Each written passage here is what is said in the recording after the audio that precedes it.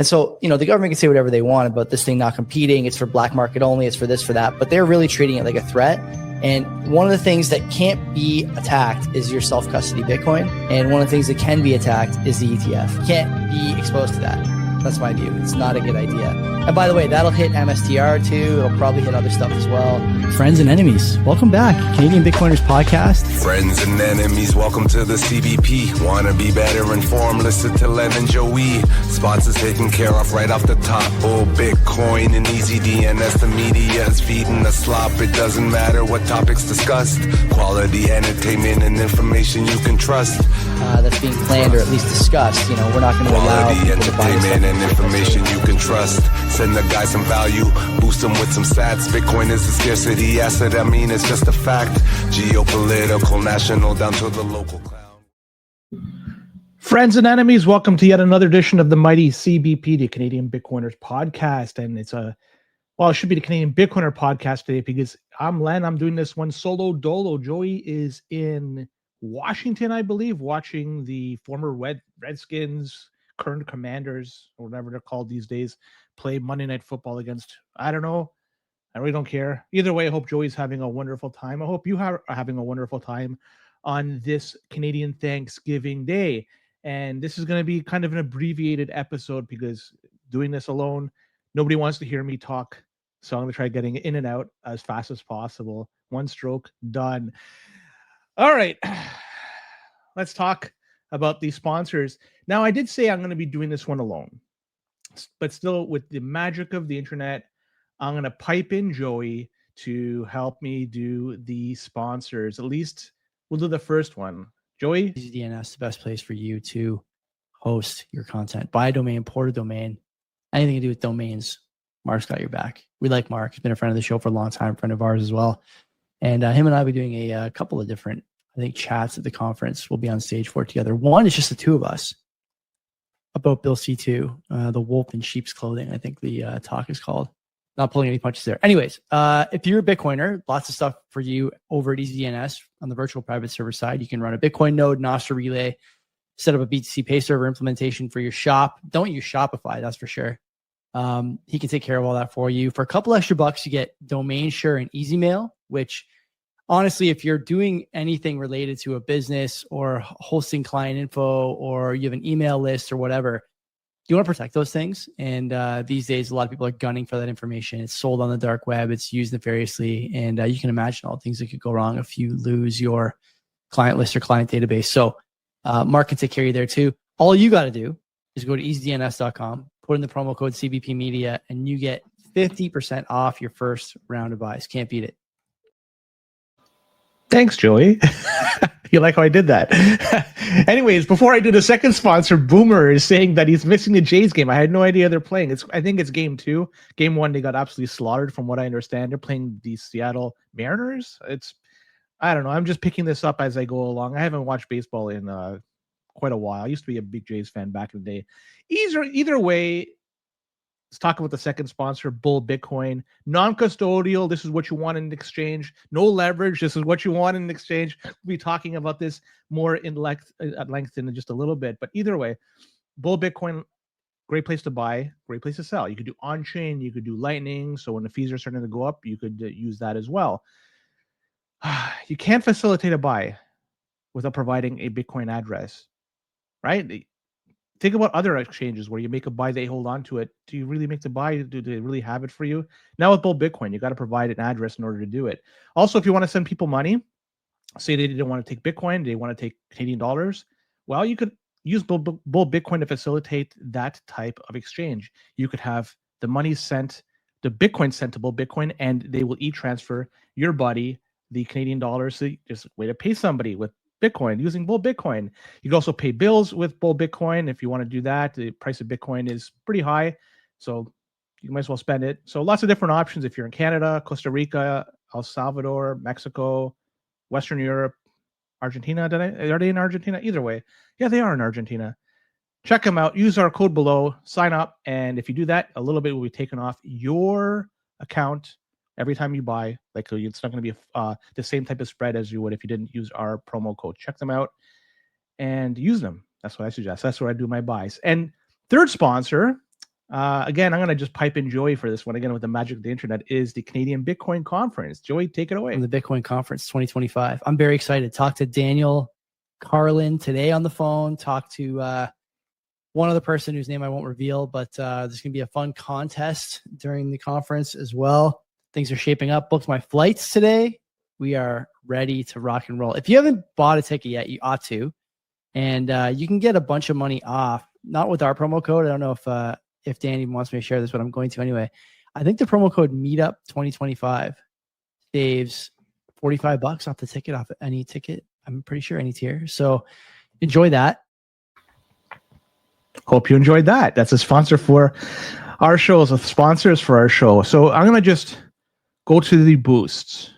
And we have 4 different boosts this week. And for people wondering what the heck this is, if you use Fountain, which is an application on your phone to listen to podcasts, you could send in a message to us and with Satoshis, and the 5 most largest sats donations are going to be read. So got 4 of them this week. Wartime, number 1, 133 sats.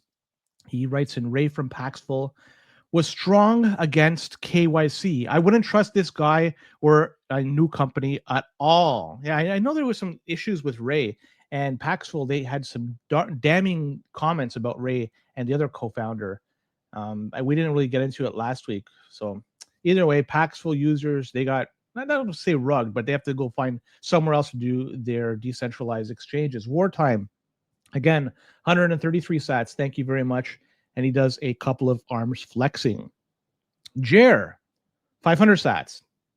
I mean, this is with respect to Joey interviewing Mark from Easy DNS. He writes in, great episode. Love hearing from Mark. Mark is an awesome listen to, like the guy to listen to. He's very knowledgeable, and the dude is really down to earth. He's just, I can't really say enough about him. Like if you meet him, he's just a regular guy, but he has so much knowledge, and he's an author of several books. Like, anyways, don't want to blow him too much.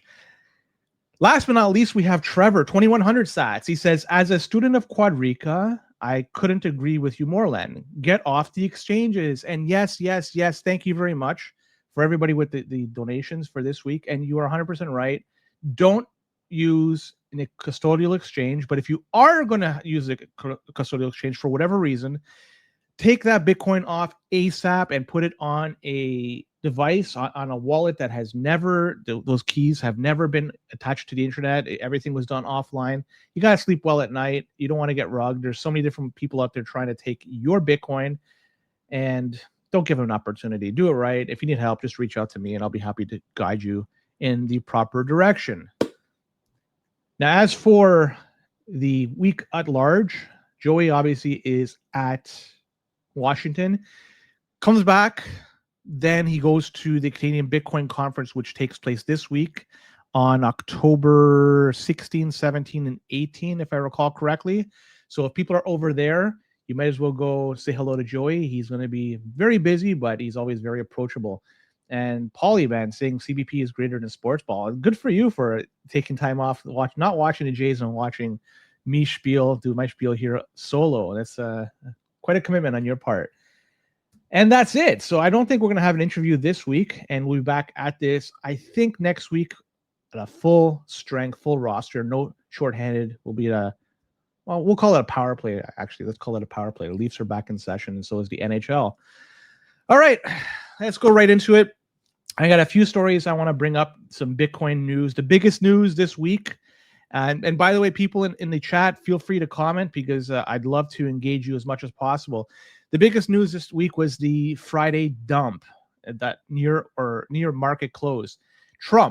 Donald Trump came out and said he's going to be escalating a trade war with China. This happened Friday afternoon at 4:50 p.m. Eastern. That is when he released this information on Truth Social. The timing of this is very interesting. We could pick that apart. But what resulted from all this was Bitcoin took a bit of a dump with respect to the price. And I could hear people grumbling, a bit of a dump. Like, look, I know we went from 121K, 122K to 105K in a flash and like that.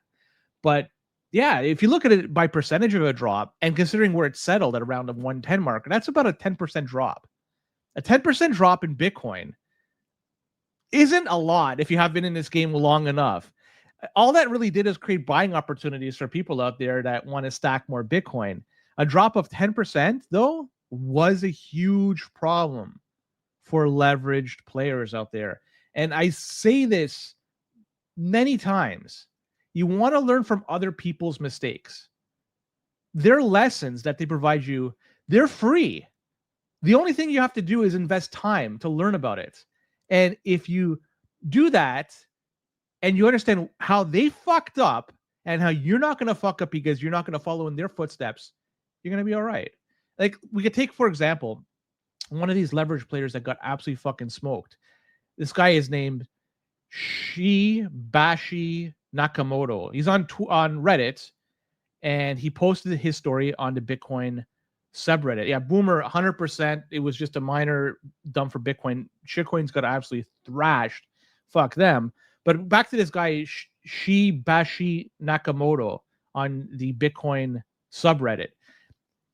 He started off by saying he was a type of person, the type of guy that would tell people to stay away from leverage and just do DCA, the dollar cost average, right?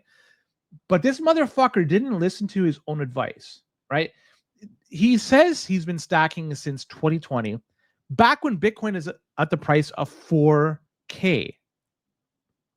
So he's been in this for a long time. He's seen the drastic up and downs of Bitcoin. Remember, it went to 69K or whatever the fuck it was in 2021. Then it dropped down. And in 2022, it went as low as 15K and it ramped up now to like we're now 110. This guy's been through the ups and downs, right? So he was setting aside some of his money every paycheck to buy Bitcoin. This is what a good Bitcoiner should do, is if they have extra funding. Great. But he broke the fucking cardinal rule of you fuck around and you find out. This guy definitely found out what not to do. He couldn't make regular contributions to Bitcoin because expenses were going up. This is in the past little while. So he's like, oh shit, I can't make buys into Bitcoin. I got to do something. What did he do? He tried to make up the difference by using leverage trades. What happened? He lost it all. Everything is gone. Everything that he stacked away. The guy is now 36 years old, and he put it, he says he has nothing but a car loan and a few pieces of furniture. That's it. His total net worth, he says, is roughly the salary he gets in 1 month. Why did he do this? All because of fucking greed. Learn from the mistakes of these people. Holding on his stats is what matters. Don't give up your keys. Don't do the leverage shit. It's just a 10% drop, as Boomer says over there. It's the price where we were just 2 fucking weeks ago, right? Like, if you can't buy because you don't have, don't find some other ways to stack. Unless you're going to do selling services or something, that's fine. But don't fuck with your Bitcoin. Because if you do, well, this guy, he fucked around and found out. And not only that, like this guy lost it all. There were some shenanigans going on by exchanges. There was big volume going on. This was the only thing that people could really trade at that time. Markets were closing or closed. So people looked, oh, what the fuck could I do? Oh, let's move our Bitcoin. Let's move our shitcoins. Kraken, Coinbase, they were showing errors when people were trying to buy Bitcoin during this high volume environment. But there were some of those exchanges out there. They did weather the storm, and I'm going to name them. Correct me if I'm wrong. This is from what I gathered. River, Swan, Cash App, and the sponsor of our show, Bull Bitcoin, to name a few. So those ones, they remained open. Even through the high volume times, you could buy, you could sell, you could do whatever the fuck you want, because they didn't suffer the same problem that Kraken or Coinbase did. When Coinbase goes down, there's always something going on. There's always some fucking issue going on. Either way, got to give a little bit extra credit to Coinbase for this whole saga here, right? We had just last month, Coinbase decided for their international users, they would allow them up to do the 50x leverage trade compared to the previous 20x. So just last month, just the beginning of September, they decided, you know what, 20x wasn't good enough for us to provide you guys. No, we're going to give you 50x that you guys got fucking wrecked, right? Like, And like Boomer's saying, he's quoting Francis. He says, "Leverage isn't a shortcut to becoming an OG." It's right. You can't do any shortcut to becoming an OG. To become an OG, you got to have been there. There's nothing you could do. It's that time is gone. It's lost. It's done.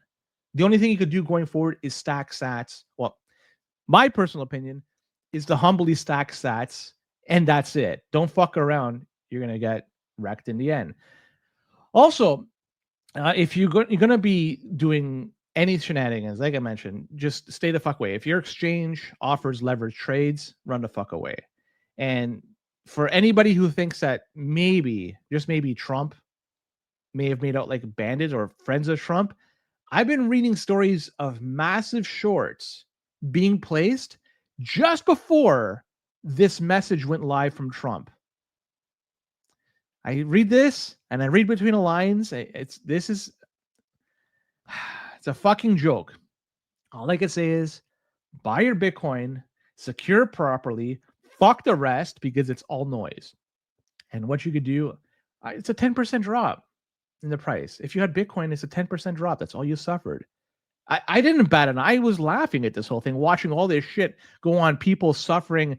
And I'm laughing at their suffering because they did the wrong fucking thing. They should have learned. Hopefully this lesson here turned shitcoiners that got wrecked because their asset price went down far more than the price of Bitcoin did by percentage.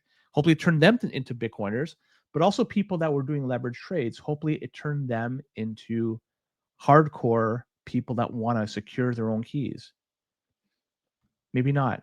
Maybe they'll just keep doing the same thing and just try to leverage even more to try get what they've lost. Who the fuck knows? Anyways, we got some wild times ahead because think about this. 10% drop in Bitcoin roughly created all this. Apparently this was the largest liquidations in quote unquote crypto history. And all it took was a 10% drop from the price of Bitcoin. We're in for some wild times ahead. Fuck the treasury companies, right? Like I think they're going to play a major factor in the future for a huge drawdown that we're going to experience in the next few years. I could be wrong, but I think that's going to happen. Fuck those exchanges that do the bullshit leverages. They're just out there to fuck you over in the end. And then if there comes a time when you're making bank, they'll force close you. I think that happened to that guy in Romania. I forget his fucking name. Either way, the best thing to do for you, and I keep reiterating, I just keep repeating it, is just buy fucking Bitcoin. And that's that. And so somebody got a hold, this is Boomer saying, somebody got a hold of Binance's or Coinbase's order book and a tactical attack on shitcoin holders. I'm wondering if this was somebody was doing anything like nefarious towards shitcoiners, or this is simply just a reaction to Trump's message. And it was just all these orders came through and AI that was doing these order bots and shit, they just triggered it and just created a cascade effect. And here we are. I don't know. It is what it is. And I hope you all learned a lesson from this and what to do and how to secure your Bitcoin. But either way, fuck them all. Another group of people you could tell to fuck off is Bitcoin Core. Why? Version 30 was just released this past weekend. And what does this mean? It means the possibility of building blocks with less transactions stuffed within it is now possible. And fucking hell, you got to think about Bitcoin is a peer-to-peer exchange of money, not fucking spam, JPEGs, trash. Like, people are wondering what the fuck I'm talking about. So in a nutshell, Bitcoin blocks, they have transactions in it, right? Where one Bitcoin is sent to another, or sats are sent to another with those UTXOs. Nothing is new here, but it's 4 megabytes in size. That's what we all agreed upon. This is the maximum size a Bitcoin block can be. And you can only stuff so much in a 4 meg block. And there's also something within there called upper turn and allows people to run scripts and do some creative things like even burn Bitcoin, shit like that. But some people have figured out how to abuse this scripting language to even shove pictures in it when looking at the inscriptions. And so, anyways, I guess I'm going to be very soft in this, a creative way, but still totally bullshit since it's all spam. But either way, the upper turn limit for Core used to be 83 bytes, not megabytes, not kilobytes, bytes, 83 bytes. The Atari 2600, if you go back to, this was released in 1977. This is fucking primitive stuff. It only had 128 bytes of memory. So the Opportune at 83 bytes had less memory than did the Atari 2600 back in the day. So we're talking 83 bytes out of 4 megabytes. Very small, very small. And now Bitcoin Core version 30, the default for the Opportune is 100,000 bytes.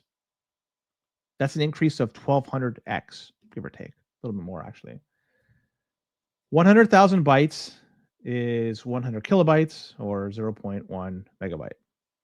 And that's going to be by default that you could store, you could use the Opportune in Bitcoin Core. Now, so the amount of bullshit that you can now directly store in Bitcoin increases a fuckload. Yeah, you could have used trickery in the past to store it, right? But it required manipulation of the Opportune. And now it's easier to do so. Why is this a problem? Well, you have to think of the worst image imaginable. And I don't want to say what it is. You could think what it is.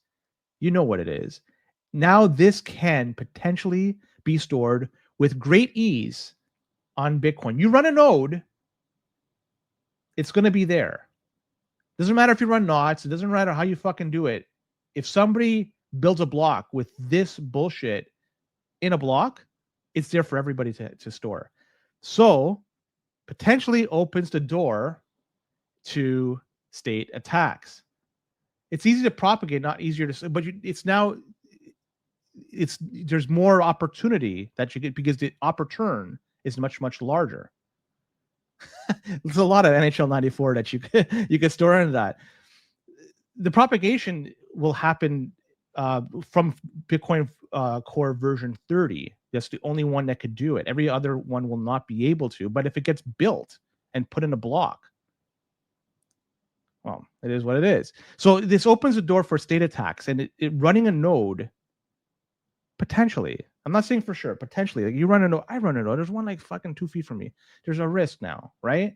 Think of all the enemies that we have created with Bitcoin. Central banks, governments, countries, you name it, IMF. If they want to fuck over Bitcoiners now, they could do it and in a way and create this FUD. And now with Donald Trump apparently having a great deal of Bitcoin exposure that was being reported by a large Twitter account, this could potentially be an election issue moving forward. And who the fuck cares about Bitcoin in the mainstream? Nobody cares. Bitcoiners, we do. But they say that you could do the data carrier size equals 83 on your Bitcoin config, and that will be able to at least reduce it from 100,000 83 bytes. But this is going to be mothballed moving forward. So this data carrier size option is available now. Sometime in the future, unknown when, it's going to be gone. So what are the options? You gotta vote with your CPU. You've got to vote with your computer, your hardware. Run a version of Core that's not version 30. Run knots, right? Like do something that at least shows you're not happy with version 30. Other than that, I don't know what else you could do. You're kind of just forced. Maybe you could donate to other competing. I don't know. So what is he saying? Like if a government before 30.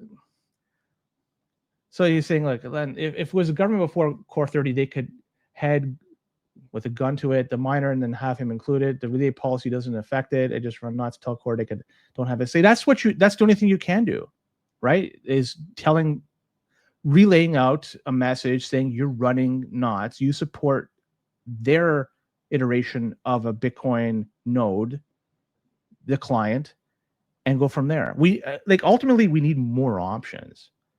I'm hopeful that there's going to be more. I know there's a few out there, but they're not mainstream compared to say Core and knots. I'd want to see more options out there. And they're saying if you do run it, like Arc Labs ecosystem, Alex Bergeron said on X, he intends to, quote, use all the additional Opportune space and will use it to make Bitcoin more like Ethereum, except better.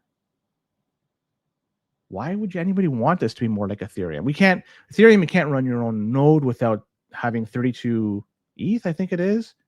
So it's very costly to run a node, unlike Bitcoin. What's the max supply? I don't know if there is one in ETH, but certainly there is in Bitcoin. So it's like, why would anybody want to have Bitcoin and try to steer it in a direction more like Ethereum? It's a peer-to-peer exchange of tokens, of money. That's what Bitcoin really is. Whatever. That's the way I look at it. Total fucking bullshit.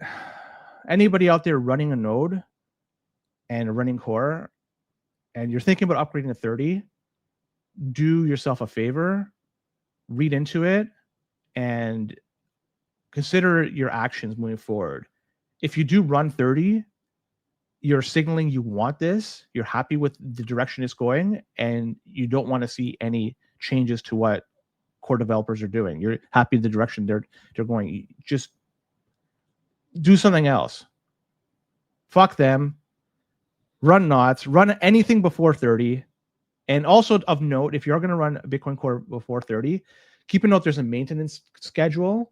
So right now, version 27 is the only one receiving, and sorry, 27 and newer. So 27, 28, 29, 30, I believe it is only receiving the maintenance, like all the security updates and all that bullshit. So if you are running an older one, you probably aren't going to get rugged, but just keep in mind that any security patches or anything that needed to be placed in it to fix it is not going to be done unless you do it yourself or you find a developer to do it on the side. So either way, older versions, they're not maintained. It is what it is. All right. Last story on the Bitcoin side of things. I told you this is going to be an abbreviated episode. Roger Ver. Some people might say, fuck him because he's a big blocker. And others call him a martyr, right? Like he is self-proclaimed Bitcoin Jesus. But he is on the receiving end of a heavy-handed IRS ruling because of what the U.S. called criminal tax fraud charges. And he had to fork up $48 million to pay off these fines. $48 million. Think about the type of scratch you got to have handy just to pay off a settlement like that. And he did it. I'd have to sell my car 48 million times to pay this. But I digress. Why did he have to pay this $48 million? It's from alleged mail fraud, tax evasion, as well as filing false tax returns. How did this happen? Back in 2014, he renounced his U.S. citizenship and he left the U.S. for, I believe, St. Kitts. And the U.S. had, and still has, from what I understand, an exit tax requirement for people in this situation. So for people that are leaving the country, Canada even has one, by the way. You got to declare what you have and just fucking pay it off. And Canada or United States is happy and go from there. Boomer saying I'm fucking the current Bitcoin Jesus. I'm not any of that, man. I'm just some Joe Blow over here. Anyways, back to Roger Ver. Fuck him. Paid off $48 million. US got their money. They're now happy. I'm sure they're going to put this $48 million to good use, right? Like, I kind of think more than anything, this story is probably going to be a way to spook people moving forward who do plan to leave the US or Canada, wherever, and they have to then fork out their money to Uncle Sam. That's what I think that this story is really is. I understand Roger Ver, he didn't pay, but it became big news, and I'm sure that the government of the United States is very happy it became big news because, like I said, if this could spook a few people who thought they could leave without paying, and now they're going to just pay it, obviously the U.S. is going to be happy as a result. So, so if they could do this to Roger Ver, at least the idea is they could do it to anybody. Is that the truth or not? Who knows? Do what you want. If you're going to leave Canada, you're going to leave the United States, and you're not going to declare, it's up to you. If you are, it's up to you. You know what the laws are. Do what you got to do. But That's it. All right. Like I said, this is going to be an abbreviated episode. That's it for the Bitcoin side. I have a few stories on the rest of the news that I'm going to talk about, and I hope you enjoy that. So with that, stay tuned if you're on a video, if you're watching us, but on the audio, we'll be back tomorrow. So take care and don't run Bitcoin for core version 30.